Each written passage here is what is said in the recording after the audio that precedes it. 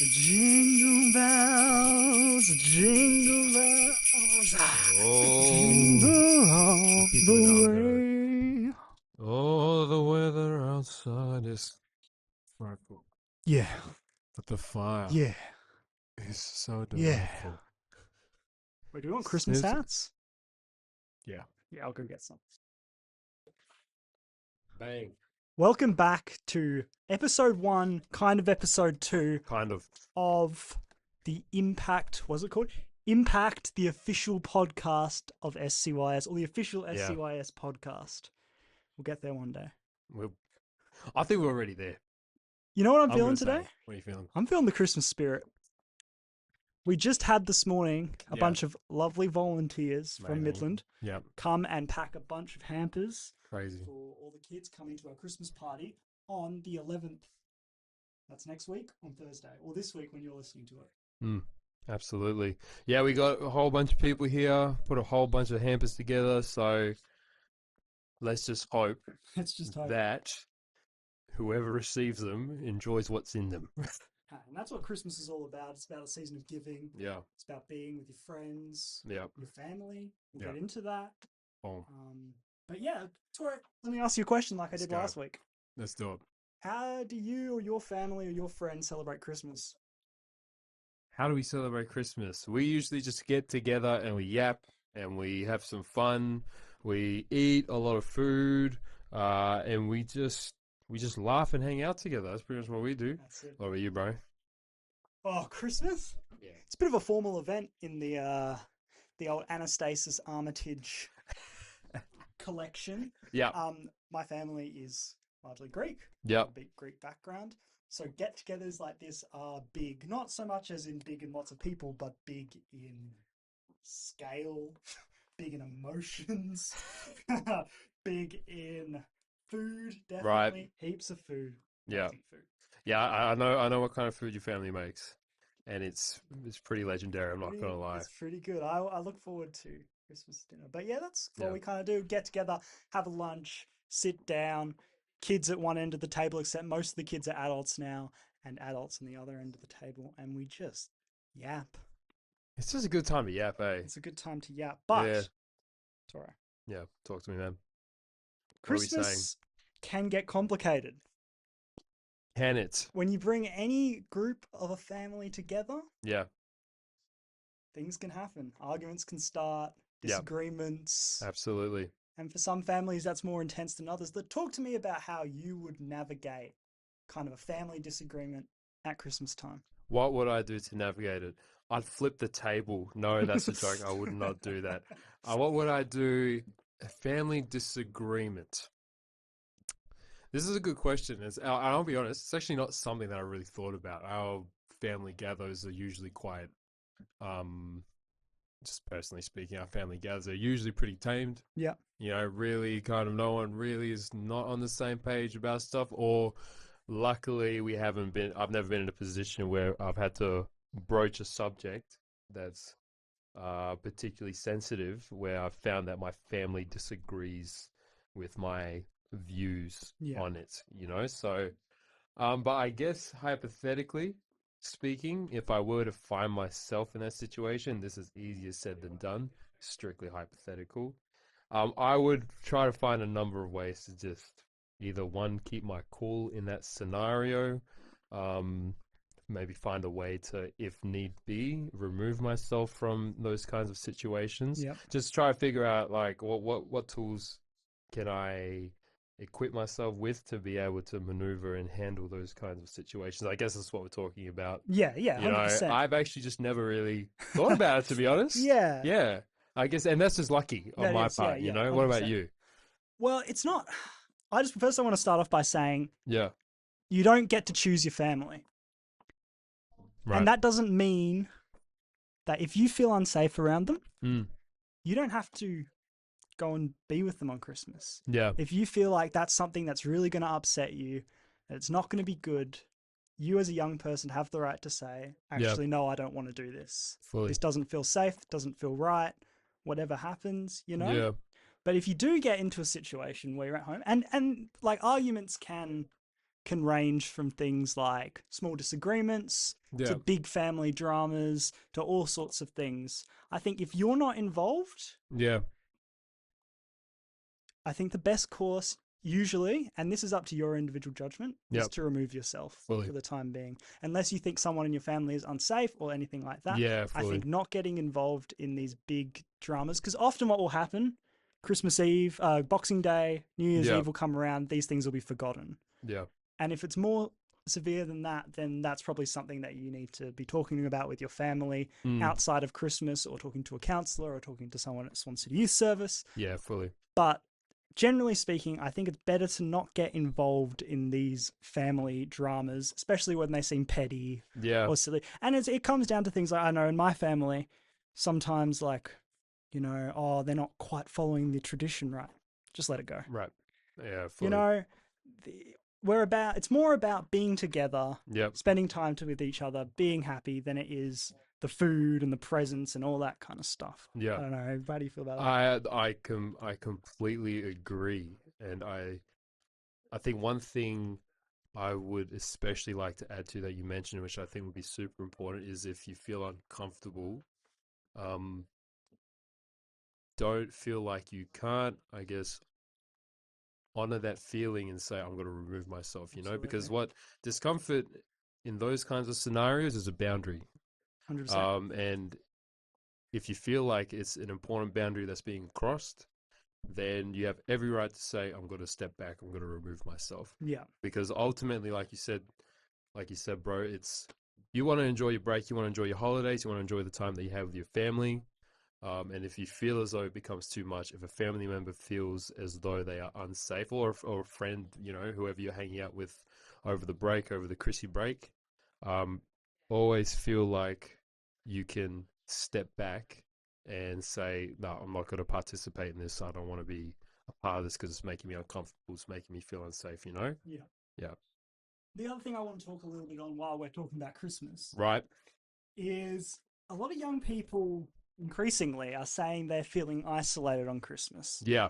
Now, this can be from a range of reasons. Maybe you've moved somewhere new. Yep. Maybe, you know, as we were saying before, you don't get along with your family and you're out, you're at the shops, you're seeing families come together, you're seeing friends, all these different things. What can you do to feel a bit better on Christmas if, you know, maybe family's not your thing, or maybe you're in a new place or something like that?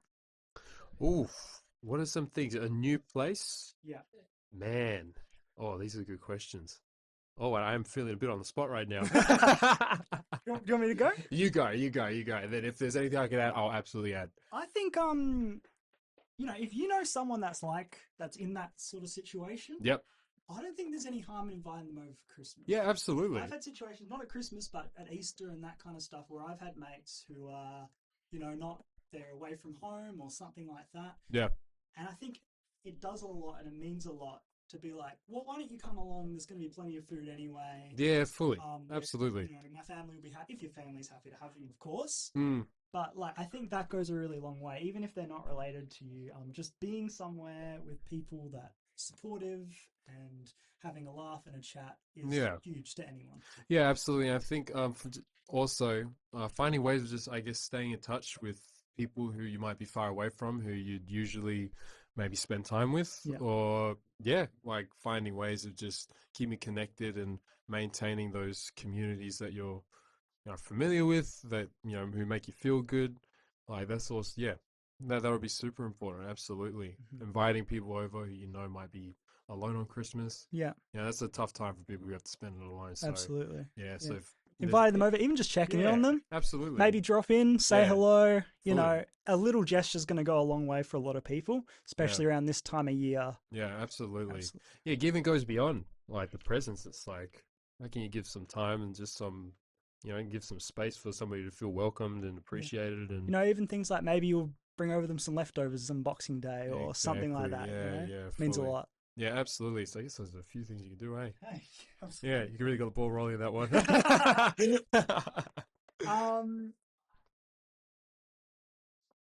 Speaking about isolation, this might be an especially tricky time for people that might be feeling isolated under the age of 16. Mm. Can you tell me why that might be, Tora? Now, I do have an answer for this one. There is something coming up that we have spoken to young people about, and there are some very mixed kind of responses from young people around it. That is the social media ban.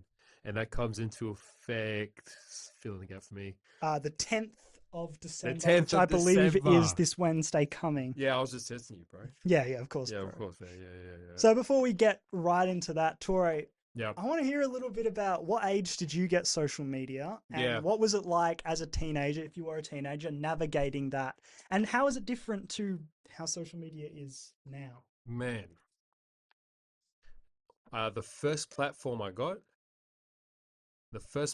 got was Instagram, and I was, I think, around 14. Yeah. Yeah. And so, and Can I ask you a Instagram was, question? yeah, go. Was it before the new Instagram logo? Was it the This old was one? before the new Instagram logo. Back Yeah. in the days. Oh my days. Yeah. This was before the new Instagram logo. And this was before you had to reach 10 likes before, 10 plus likes before all the profile names and the likes became a number. Yeah. Oh. Those were those days, man. So yeah, and what I will say is Instagram is back then is nothing like what it is now. Absolutely. And like any, if not all social media platforms, I think the technology's become so much more advanced. And I guess I would also say so much more intense in many ways, in my opinion. 100%. Yeah, I think there are so many mechanisms now on social media platforms designed to really keep you on your phone, or just on the platform. So yeah, super different. Everything about it feels quite different, to be honest. Yeah. Yeah, Well, yeah. So I started Instagram when I yeah, was 12 or 13. yeah, So year eight-ish. yeah, Um, and for me, it wasn't a huge part of my life. And I yeah, think the what I used Instagram for back in those days, yeah. it wasn't that long ago, I promise. It was a messaging app.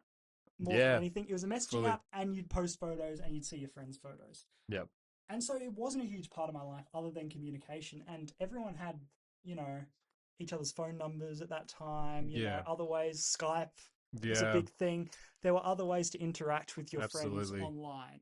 absolutely. Um, I think that all changed with this introduction of short form content. Now, if you don't know what I mean by short form content, Mm. I'm talking about like TikToks, Instagram Reels, Yeah, YouTube Shorts, Snapchat Stories, all those kind of things. That yeah, is kind of what short form content is. yeah. That didn't come around until I was leaving high school Mm. as a popular thing. It was always there, but it wasn't what it is now. Yeah, And I think for teenagers now coming up getting social media, this is almost like a monster that's deliberately designed to get you as addicted as possible. So unfortunately for a lot of these kids, yeah, everything's up against you. fully. You get on there, maybe you send a message to your friend like we would have done. Yep. Oh, click on Reels. Yeah. All of a sudden I'm stuck in a bubble for an hour. All of a sudden, you're stuck on a doomy that's lasted about 12 hours, and now it's 3 a.m. in the morning, and you're wondering, man, I'm so tired. Why can't I Why get am I up? so tired? I just can't get up. I just can't do anything. And I'm not just saying this is for teenagers. That was to me. I've seen my Hey, yeah, nana. fully. I've seen my nana not, go on doom oh, scrolls yeah, before. absolutely. I'm not trying to rip on young people either. You know what I This mean? is designed for everyone, and it's about Fully. capturing your attention so they can sell Yeah. you stuff. Yeah, absolutely. Just obviously the focus on the band is 16 and under. So, yeah, I completely agree. Social media now is its own. It's a different kind of beast. Yeah. In every way imaginable. I think it's all designed to get you as hooked and, dare I say, addicted to the platform as possible, so that you don't leave. And I would say when I was on Instagram as well, it was not the most central form of communication. Social media wasn't that, like No. you said. It Yeah. was still call people. I mean, I'm sure people still do that, Yeah. but I think social media now takes up a lot of that space where it's also your most central means of communication with others, also keeping up to date with people's lives, etc. So yeah, I completely agree, man. It's so different now, eh? And there's something about short form content that we're learning more and more about its effect on your brain. Yeah. So I'm going to get a bit technical here, Yep. but there is, when you watch a TV show, Right. your brain is about as active as when you're sleeping, which is actually surprisingly more active than you'd think. Yeah. When you're watching social media, there's a part of your brain called the reptilian part that looks for all your basic needs. I'm talking about food, Yep. anger, Yeah. happiness, sadness, sex, Right. shelter, all those kinds of things, those real basic animal instinct kind of feelings. Yeah. That part of your brain is the only bit that is lit up when you're watching short form content. Yeah. That's crazy because what you're doing, especially Wow. if you're someone under 16, which we'll get to, is you're training that part of your brain to be the most dominant part. When you're doing maths, when you're out in the real world, when you're driving, when you're talking to people, you're training different parts of your brain, your social aspects, your critical thinking, all that kind of stuff. Those parts of your brain are getting stronger. New pathways are being formed. When you're just spending, we went to a really good lecture this week by a woman called Paris McNeil. Yeah. She was saying that young people spend more than a full-time job's worth amount of time on social media every week. That's insane. That's 42 hours a week. That's crazy.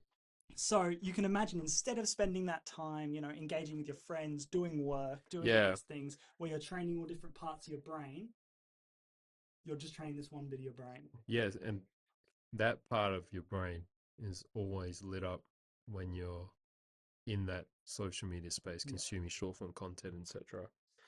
That's just, I did not know that. Yeah, That it's is crazy. That is actually insane because you're flooding and I guess overcharging that part of your brain function. That's and insane. What that's going to do is it's going to make you addicted. Yeah, because that's what part of your brain's receptive to dopamine. Yeah, right. It's going to make you more impulsive. It's going to do all these things, shorten your attention span. You're not going to be willing to engage with things unless they're tapping into that part of your brain. Right. It can lead to things like porn addiction. Yeah. It can lead to all these other issues. And that's why I personally think that these bans coming in are important. Yeah. There will be issues to be ironed out that we'll get into. Yeah. But if you're sitting there thinking, oh, why are these bans happening? This is a major reason why. Yeah, absolutely. It's especially for young people under the age of 16, social media is massively detrimental for all the reasons Tiago just mentioned, which I didn't know. I actually realized I didn't know the more technical aspects of the impact that it has on a person's brain. And that's happening to obviously everybody, but it's especially scary when you think, and when you think, not just obviously with the young people we work with. I mean, they're 12 to 25. Yeah. Kids as young as, well, as soon as you can get a device in your hand, you're essentially exposed to that technology and that software. 100%, so 100%. That part of your brain is from, at least now, from almost a near stage of infancy, being trained to be overcharged and flooded with dopamine. Yeah. That's actually crazy. So there are reasons for this. My goodness. Let's talk about the specifics of the laws. So 10th of December, I think actually Meta, they mentioned, so Meta owns Facebook and Instagram. They have already put the ban into play. But as the 10th of December, a bunch of social media sites, I will link which one specifically in the description of this, and I'll link some other information that you can go and have a look at, are going to be cut off if they suspect that you're under 16. Yeah. We'll talk about a bit more what that means in a minute. But essentially, the government has said to these social media companies, if you don't put this in place, you are going to get tens of millions of dollars worth of fines. I believe it was $50 million. $50 million. So the social media companies have this huge incentive to make sure they do everything in their power to fall in line. What that's going to look like is going to be different for each social media Yep. page. Do you want to talk about different ways that they might check age? Yeah, absolutely. So, what are some of the ways? Obviously, there's the classic providing documents, identification documents, facial recognition. What else? Help me fill in these gaps. Oh, I think those I were the think main those were two. the main ones. And that sounds really scary, right? Yeah, yeah, You know, giving your face to these companies, yeah. giving the ID, but you've got to remember how much information these companies already know about you. Yeah, I mean, they're essentially, um, social media platforms are essentially like data mining companies for your own personal, not just details, but behaviors. So they know a lot more about you than you probably realize. I mean, because they're modeled to keep you on their platforms, they know exactly what you're most likely to interact with. They probably know, even if you didn't give them your age, roughly what age you are. They have access to all of this information just by virtue of them having such powerful technology that, you know, regardless of, and we'll get into this, soon, but obviously there are means that young people have spoken about of, kind of sidestepping all of these barriers to getting on platforms. But, these are tech companies that rely on knowing you like as best as possible. So it's going to be pretty hard to do that, and probably a lot harder than a lot of young people realize. Well, let's talk about some of those kind of loopholes. The first thing I want to say is the $50 million fine that they've been talking about isn't just for if they don't comply. Every single loophole found in this legislation that social media companies are allowed to happen, they will get fined $50 million. So they're super keen on making sure that there's no loopholes, basically. Is a very serious deterrent. There's a very incentive or deterrent, depending on how you want to look at it, to get young people off these platforms and to keep them off. So for every loophole, that's $50 million. That's a lot of money. Huge amount of money. Yeah, man. So the first loophole that everyone's been talking about is, I'll just get a VPN, say that I'm in China. Maybe not China, because it'd probably still be banned. Yeah. Say that I'm in the UK or I'm in the US. and bypass. Let's not get into politics right now. Let's not talk about China right now. No, absolutely. Usually controversial. And just say that, I'm not in Australia, but as we've just said, they know everything about you. So thanks to Paris McNeil, she gave us the absolute download on just everything to do with these loopholes. So a VPN is probably not going to work. They're going to be able to track, where you've taken photos, where you spent most of your time on these social media platforms, and a sudden change to all of a sudden you're in the Bahamas and you're living your best life there, but everything looks like you're taking photos in Perth. It's just probably not. And these companies are going to go to the extent of making sure that these young people are off these devices, And the same thing, because another loophole that young people have been talking about is they're only looking at people around the age of 16. So I'll just go in there, I'll change my date of birth to make it 85 before these changes come into place. Again, they know everything about you. They know that you are not 85. Absolutely. They can look into your friends, not necessarily your friend, whatever you want to call them, like your followers, etc.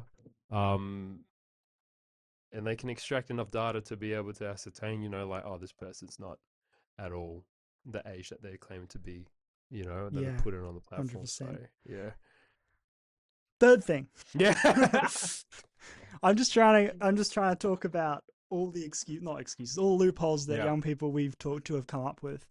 Other social media websites that are newly coming up. I think Lemonade is one of them, which I believe is owned by ByteDance, which owns TikTok. Young people are saying, well, I'll just download that and then, I'll be all right. I won't have to because it's not in the legislation. this legislation is rolling, which means that if a site comes up on the government's Yeah. radar that is basically the same as these other social media sites that have been banned, Yeah. then they will also ban them. Yeah. So it's not, Yeah. you There's might not. get away with it for a few months, but I wouldn't rely on it. Yeah. Yeah. There's no social media platform that's going to be immune to these changes if they're especially like Instagram and the big ones that you're most used to using. So long story, it's gonna be pretty hard to It's get going to be around hard this to get ban. around. The Yeah, only yeah. way, Yeah, I've heard given young the people say to me also yeah, this, right. oh, it's fine. I'll just go on my parents' social media. And here's the thing. Mm. I'm going to be honest. Yeah. There are lots of things that have age restriction on them Mm. that you can just get your parents to do. Yeah. But parents don't do them. I'm talking about if you're a 15-year-old Yep. and it's illegal for you to get alcohol, Right. technically you could send your mum to the Yep. BWS, Yep. grab your 6-pack of beers and go to town. But your mum's not going to do that. I wouldn't rely on your parents to break the law for you. Yeah, fully. Not the best idea, right? And the other thing I think is important that these laws will be reviewed in 2 years from now. Yeah. And there might be changes to them that are like consequences for parents that are allowing their kids to use social media. Mm. Right now, every consequence is going to fall on the social media company. So as we talked about those $50 million fines, but that could change. Yeah. And I think that's important to keep at the back of your mind too. Yeah, fully. This is I think this is probably a first step in this in this direction for social media companies. Yeah, I think it would be, I'm not going to say safe to say, but there's every chance that the scope of this legislation, or like, yeah, who it will impact and how far it will like impact people, is going to like kind of push out, Mm-hmm. So right now, like you said, social media companies, but in 2 years, who knows who else is going to be, I guess, held accountable for young people under the age of 16 accessing social media platforms. 100%. Yeah. Okay, let's talk a little bit about what you can do to prepare for the apocalypse. What can you do as a young person? Well, I guess when I think of this, or one thing you might have heard a lot of young people talk about is, this is a means through which we keep in contact with our friends and our communities. But it would be important to remember that these aren't the only ways you can do that. 100%. There are so many ways of keeping in touch with friends and family. This provides a very convenient way of doing that, and almost a like hyper centralized way where like everything you do in terms of interacting with the people happen on these platforms like almost exclusively. But it would be a question of like, well, how else can you keep in touch with people? There are so many messaging platforms that aren't going to be banned. Yeah, WhatsApp's not going to be banned. Yep. Facebook Messenger's not going to be banned. Yep. Even like iMessage, text messaging, calling, FaceTime, Microsoft Teams, I guess. Yeah, absolutely. I guess what we're saying is if this is concerning because you're worried about losing touch with friends or not connecting with whatever communities you're a part of, then there's still other ways of doing that. 100%. And I think that it is a slightly more challenging way because you're not going to be able to just look up someone's name and then pop up. Yeah. But in saying that, use that as an opportunity to reach out to people you wouldn't otherwise reach out to. Yeah, absolutely. Send them a message on Instagram while it's still available, or Snapchat while it's still available, and say, hey, can I grab your phone number so we can keep in contact? Yeah, fully. And it might be that moment of contact that, restarts a friendship or something like that. Absolutely. There's lots of ways of looking at it. Absolutely. I think, and this is, maybe this is personal opinion for me, but this is could also be seen as an opportunity to actually really connect with your friends and communities in a closer kind of way. You know what I mean? Mm-hmm. I mean, I think Instagram and not just Instagram. that's the first one I think of because I guess for me personally, like it was the one I used to use the most. 100%. But I guess this is an opportunity to like really think about, what it means to connect with friends and what it means to get in touch with people. Sometimes it can feel as though you're keeping in touch with people when you're just sending memes and a message here Yeah. and there on these platforms. But, as for actually connecting and talking and actually, really knowing and socializing with somebody, Yeah. sometimes this is just my personal view, that can get lost in these platforms, Yeah. and it can Yeah. provide a very superficial, or I guess for, to use a better, shallow means of like communicating with others. Yep. Like now you might have to actually like really talk to someone, Not Crazy that no one concept. does that either. I don't want to get it twisted. I'm not trying to, No, no. rip on young people But either. it will, almost give you an excuse to go Yeah, see your fully. mates more, or go to the beach Absolutely. with your mates, or go Yeah. ride bikes with your mates, or do these things that you might otherwise have just, oh, I'll just message them tonight. Yeah. Now you're actually out doing things with them. And I think, and this is from this perspective of someone who works in the community, Yeah. that is a really meaningful way to make bonds. Absolutely. Absolutely. And it's more closer, it's more personal, it's more social, being able to connect on I don't know, a face-to-face basis, if Yeah. that's what it comes to, Yeah. or if it's about, I don't know, like I think it's long story short, it's an opportunity to like really open up your social networks and Mm. whatnot. Yeah. The other thing that you might need to prepare for this ban Yeah. is making sure that you've got all your photos downloaded. Yeah. A lot of social media companies have said they're going to Mm.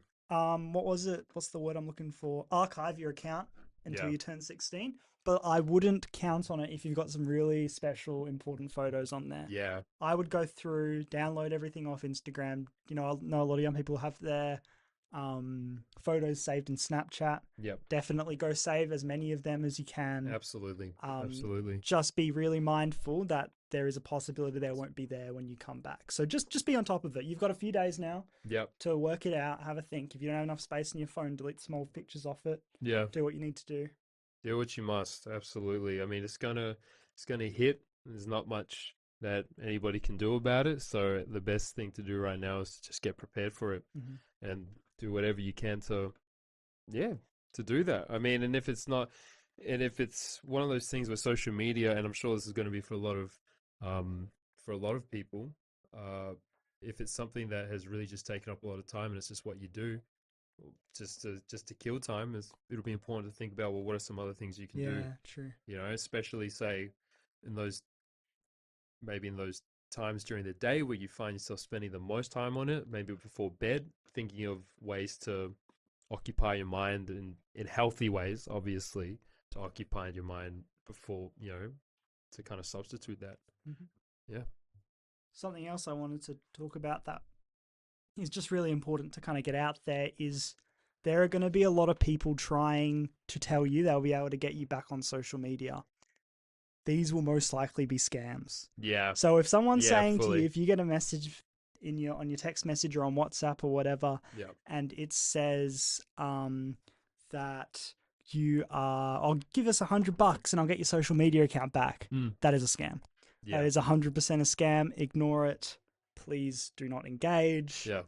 Just no one can get you back on unless, except for you when you turn 16. Yeah, fully. Yeah, there's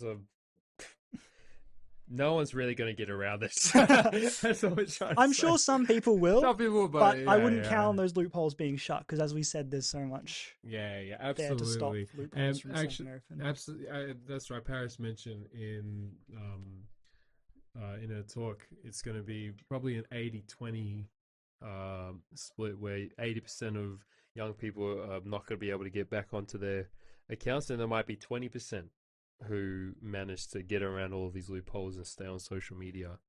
But that 80% hopefully is what's going to kind of change things for young people in this space. Yeah. It's because, you got let's say 4 out of 5 friends who are all going to the beach, and there's one who's on their phone. It's more than likely that person on their phone is going to end up coming to the beach. That's it. And that's what I really think is great about this, because it's not going to be perfect. Yeah. It's going to get a majority of young people off it. Yeah, fully. And the social pressure is such a big reason why so many young people are on social media. Yeah. If we can flip that script, that will be huge. Huge. I think it's good. Yeah. I hope that this, brings about a lot of positive change, but only time will tell. So we'll see how it all goes. If you're really struggling over this Christmas break Mm. or with this social media ban, I'm going to leave a list of numbers or people you can contact or organizations you can contact that will still be open over Christmas. If you need help, you need to talk about things. Mm. I think that is important to add in. Absolutely. We will be closed from yeah. The 18th is the last day we're open. We're opening back up on Monday the 5th, I believe. Yeah. So in between that time, we won't be available, but we'll see you in the new year. We'll see you at our Christmas party. Yeah. Stay safe. Stay safe, guys. Yeah. All right. Take it easy. Have a good Christmas break.